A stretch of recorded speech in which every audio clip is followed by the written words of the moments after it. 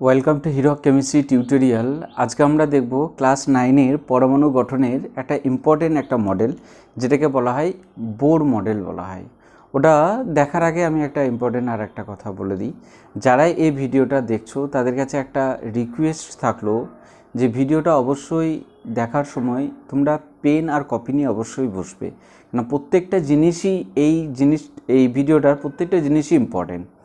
সেই জন্য আমরা চেষ্টা করব সেটাকে ভালো করে কপি করার আর বোঝার।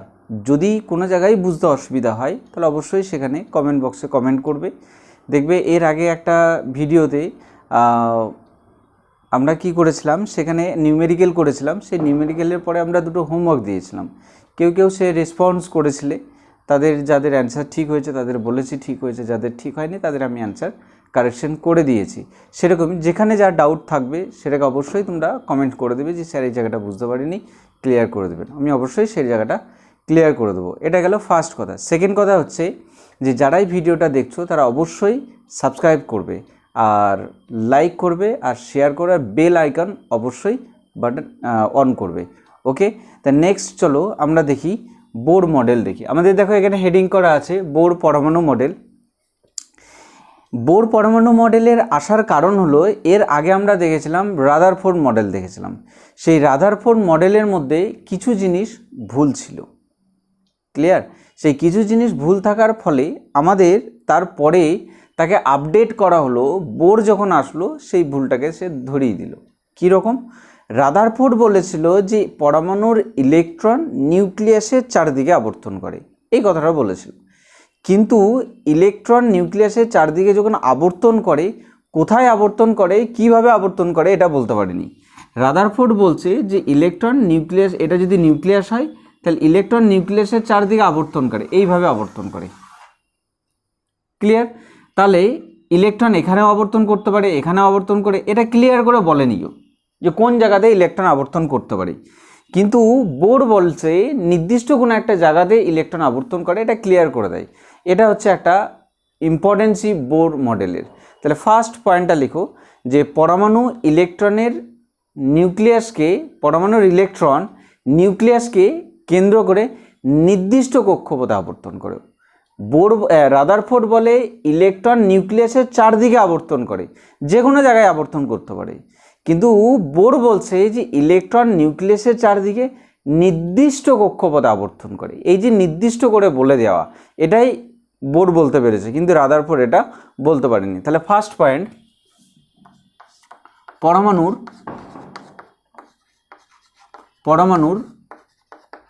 ইলেকট্রন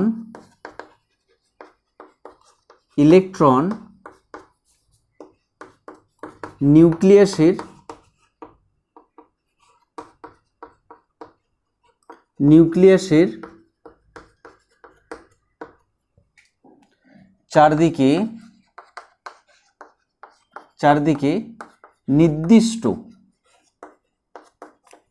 নির্দিষ্ট কক্ষপথে আবর্তন করে।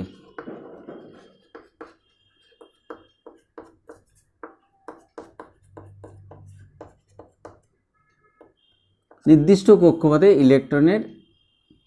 ইলেকট্রন আবর্তন করে। পরমাণুর ইলেকট্রন নিউক্লিয়াসের চারদিকে নির্দিষ্ট কক্ষপথে আবর্তন করে। এই যে এই কথাটা কিন্তু রাদারফোর্ড বলতে পারেনি। কীরকম জিনিস দেখো, যে এটা যদি নিউক্লিয়াস হয় তাহলে এটা চলে গেলে একটা কক্ষপথ, এখানে ইলেকট্রন আবর্তন করবে, এই চলে গেলে আর একটা কক্ষপথ। ইলেকট্রন এখানে আবর্তন করতে পারে, এখানে আবর্তন করে।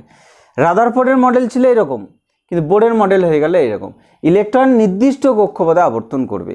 এই যে নির্দিষ্ট কক্ষপথে আবর্তন করা, এই দিকগুলোকে বলা হয় মুখ্য কক্ষক বলা হয়। নির্দিষ্ট যে কক্ষপথে আবর্তন করে ইলেকট্রন, সেই কক্ষগুলোকে বলা হয় মুখ্য কক্ষ বা মুখ্য শক্তি স্তর বলা হয়। নোট ডাউন করে নেবে।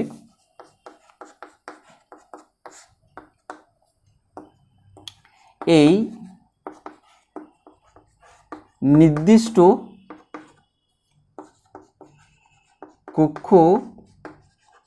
কক্ষপথগুলিকে মুখ্য কক্ষ বলা হয়। এই নির্দিষ্ট কক্ষ পদ যেগুলো সেগুলো মুখ্য কক্ষ বলা হয়। মুখ্য কক্ষ কোনগুলো? যেমন যেমন কে, এল, এম, এন, এরকম করে। এটা হচ্ছে মুখ্য কক্ষ, এটাও মুখ্য কক্ষ, এটাও মুখ্য কক্ষ, এটাও মুখ্য কক্ষ। এগুলোকে বলা হয় কক্ষপথ বলা হয়। প্রথম কক্ষ, দ্বিতীয় কক্ষ, তৃতীয় কক্ষ, চতুর্থ কক্ষ। এটা গেল প্রথম কক্ষ, এটা গেল প্রথম কক্ষ হলো, এটাকে বলা হচ্ছে দ্বিতীয় কক্ষ। ঠিক একইভাবে তৃতীয় কক্ষ, একইভাবে চতুর্থ কক্ষ। ক্লিয়ার হলো? এটা গেল ফার্স্ট পয়েন্ট। সেকেন্ড পয়েন্ট হচ্ছে যে ইলেকট্রনগুলো যখন নিউক্লিয়াসের চারদিকে আবর্তন করে তখন তারা শক্তি গ্রহণও করবে না, শক্তি বর্জনও করবে না। ইলেকট্রন যখন নির্দিষ্ট চারদিকে নিউক্লিয়াসের চারদিকে যখন আবর্তন করবে তখন তারা শক্তির গ্রহণও করবে না, শক্তি বর্জনও করবে না। আবর্তনশীল ইলেকট্রন নিউক্লিয়াসের চারদিকে যখন আবর্তন করে তখন তারা শক্তির গ্রহণও করে না, শক্তির বর্জনও করে না। এটা চলে গেল সেকেন্ড পয়েন্ট। 2 নম্বর,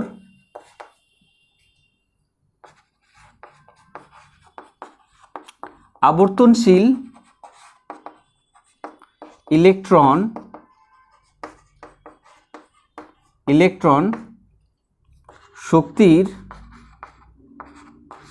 শক্তির গ্রহণ বা বর্জন করে না। তাহলে যখন ইলেকট্রন এখানে আবর্তন করছে তখন এই ইলেকট্রন শক্তি গ্রহণও করবে না, এই ইলেকট্রন শক্তি বর্জনও করবে না। তার মানে প্রত্যেকটা কক্ষে শক্তির মান নির্দিষ্ট। যদি আমি ইলেকট্রন গ্রহণও না করি, যদি ইলেকট্রন বর্জনও না করি, তাহলে আমার যা শক্তি তাই থাকবে, তার মানে শক্তি নির্দিষ্ট। এই কক্ষগুলোকে বলা হয় স্থায়ী কক্ষ বলা হয়, যেহেতু তারা শক্তি গ্রহণও করে না, যেহেতু শক্তি বর্জনও করে না। নোট ডাউন করে নেবে এখানে।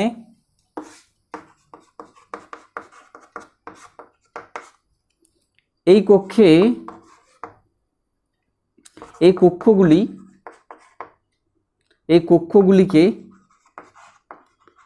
কক্ষগুলিকে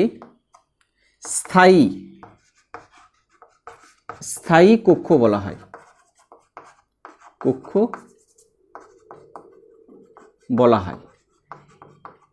এই কক্ষগুলিকে স্থায়ী কক্ষ বলা হয়। যদি বলে ইলেকট্রন যখন নিউক্লিয়াসের চারদিকে যখন আবর্তন করে তখন তাদের কক্ষগুলিকে স্থায়ী কক্ষ কেন বলা হয়, তার কারণই বলবো, যেহেতু আবর্তনশীল ইলেকট্রন কোনো শক্তি গ্রহণও করে না, কোনো শক্তি বর্জনও করে না, তাই তাদেরকে স্থায়ী কক্ষ বলা হয়, কারণ তাদের শক্তির মান নির্দিষ্টই থাকে। এই চলে গেল 2 নম্বর পয়েন্ট। 3 নম্বর পয়েন্ট দেখো, 3 নম্বর পয়েন্ট বলছে ইলেকট্রন যখন আবর্তন করে তখন তারা শক্তি গ্রহণও করে না, বর্জনও করে না, কিন্তু ইলেকট্রন কি করে, উচ্চ শক্তি স্তর থেকে নিম্ন শক্তি স্তরে ঝাঁপ দিতে পারে। Third point. Okay, third point দেখো,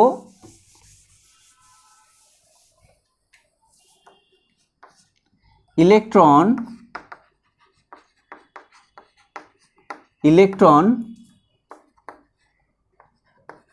উচ্চ শক্তি স্তর থেকে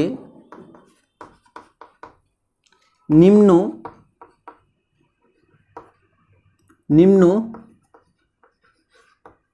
শক্তি স্তরে ঝাঁপ দিতে পারে, বা নিম্ন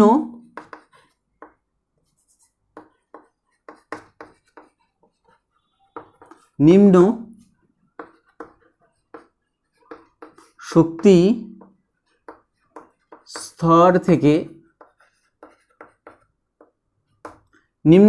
স্তর থেকে উচ্চ শক্তি স্তরে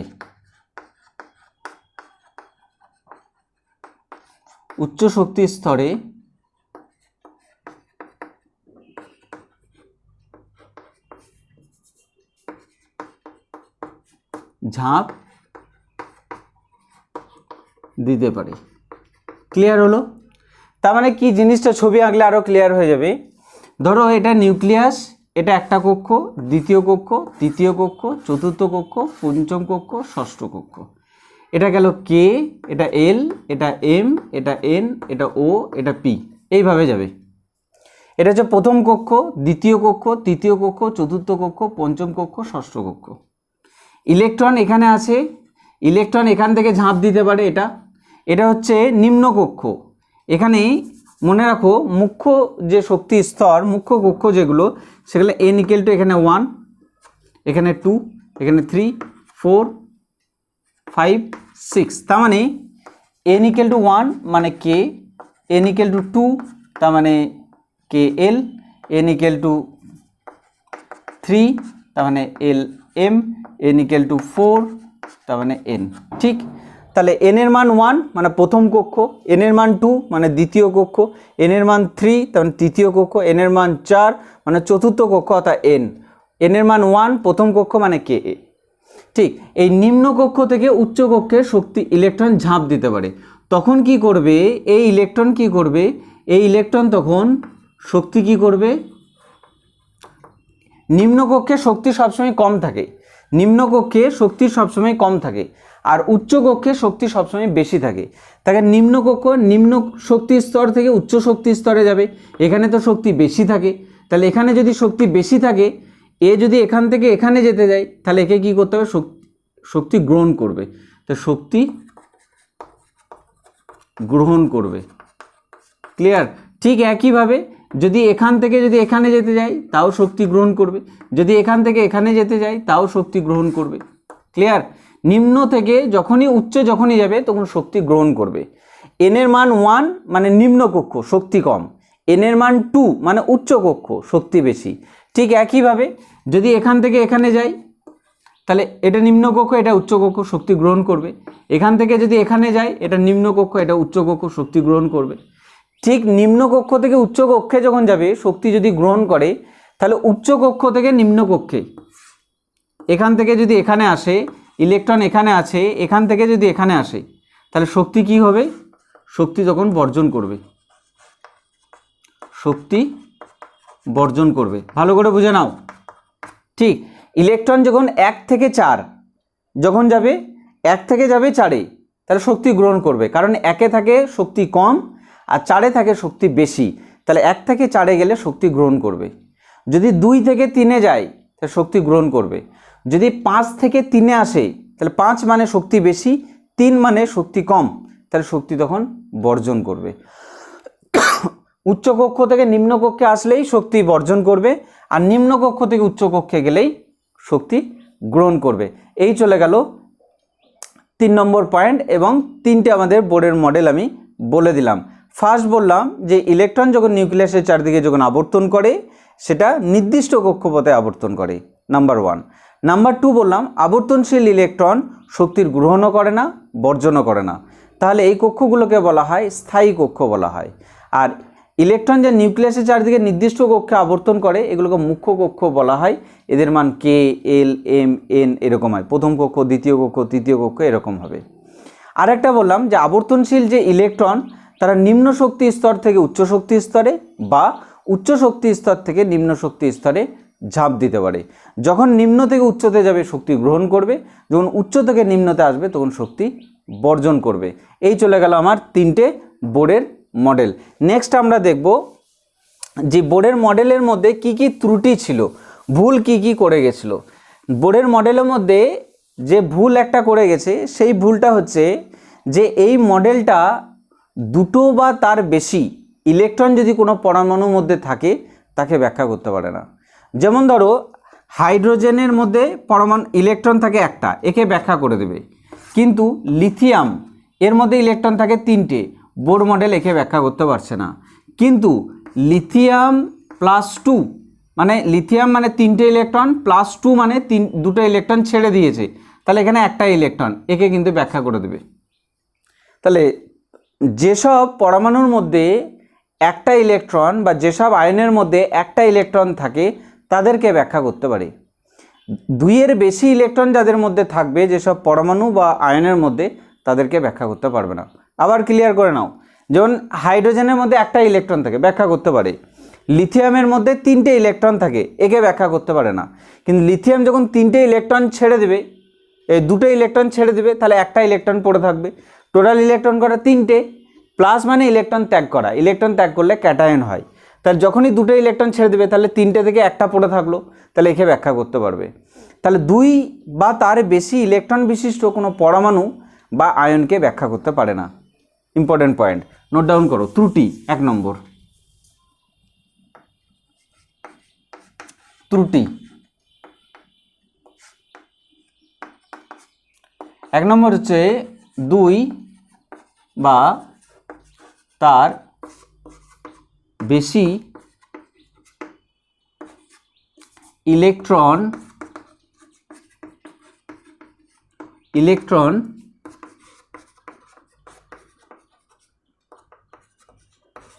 বিশিষ্ট পরমাণু বা আয়নকে বোর মডেল দ্বারা ব্যাখ্যা করা যায় না। এটা যা হলো ফার্স্ট পয়েন্ট। সেকেন্ড পয়েন্ট হচ্ছে যে বোর বলে পরমাণু হচ্ছে দ্বিমাত্রিক। বোর বলছে পরমাণু হচ্ছে দ্বিমাত্রিক, কিন্তু অ্যাকচুয়ালি পরবর্তীকালে দেখা যায় বোর হচ্ছে পরমাণু হচ্ছে ত্রিমাত্রিক, 3 ডাইমেনশনাল, 3D। কিন্তু বোর বলেছিল পরমাণু হচ্ছে 2D, 2 ডাইমেনশনাল, দ্বিমাত্রিক। বোর দ্বিমাত্রিক, পরমাণু যদি দ্বিমাত্রিক হয় তাহলে বোর তাকে ব্যাখ্যা করতে পারবে, কিন্তু প্রকৃতপক্ষে পরমাণু হচ্ছে ত্রিমাত্রিক, বোর আর ব্যাখ্যা করতে পারছে না। তাহলে প্রকৃত পরমাণুর ত্রিমাত্রিক গঠনকে বোর ব্যাখ্যা করতে পারে না, বা পরমাণুর প্রকৃত ত্রিমাত্রিক গঠনকে বোর ব্যাখ্যা করতে পারে না। আবার বলে দিই, বোরের কথা অনুযায়ী পরমাণু হচ্ছে দ্বিমাত্রিক, 2D, কিন্তু প্রকৃতপক্ষে পরমাণু হচ্ছে ত্রিমাত্রিক। যখনই পরমাণু বলছে ত্রিমাত্রিক তখন বোর বলছে আমি একে ব্যাখ্যা করতে পারবো না। তাহলে পরমাণুর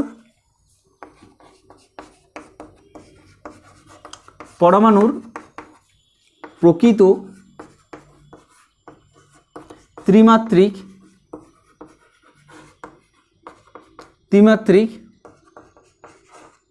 গঠনকে বোর